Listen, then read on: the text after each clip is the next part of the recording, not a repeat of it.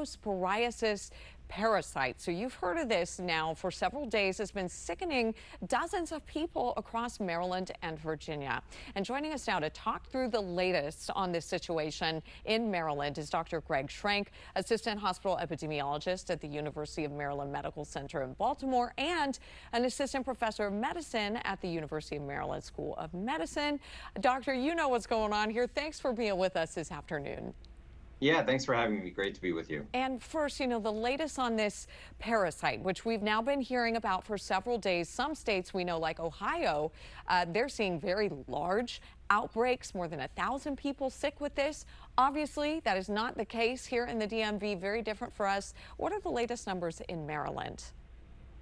Yeah, we are seeing some disease here in the DMV across the state of Maryland and Virginia, though not to the same level of intensity that they are in parts of the Midwest, particularly in Michigan and Ohio. It's important for people to know that we do see Cyclospora infections every year here in the United States, usually around this time between May and October. And as you mentioned, what's raising eyebrows this year is not any changes in the disease severity or the clinical symptoms that people are having. It's really the number of cases with a very sharp increase over the last 2 months in certain areas, far outpacing incidents in prior years. Yeah, that is obviously not what you want. And for yourself as an epidemiologist who studies patterns, what are you most concerned about right now with how the parasite appears to be spreading?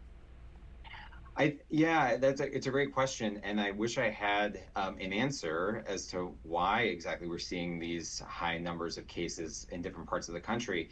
We don't exactly know as of yet. It certainly appears to be the case that there are very large clusters contained within different regions, and they are occurring in a relatively similar period of time. So local and federal health officials are investigating those cases. But it is a bit challenging with this particular parasite to track disease and determine whether or not there are any commonalities, in part because some cases may go undiagnosed, maybe because of mild illness, or if somebody presents for care, they don't end up getting the testing that's needed to diagnose the parasite.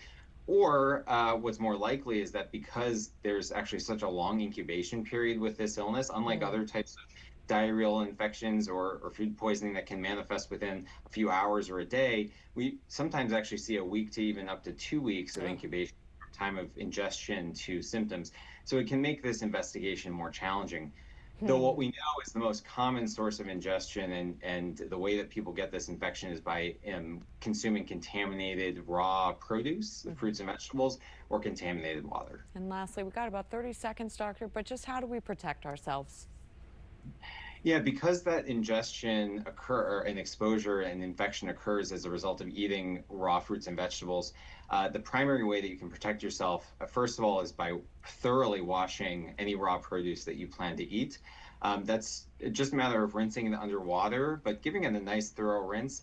If you're eating something that has a more firm skin, like a melon, you can scrub the outside of it while you're washing it as well.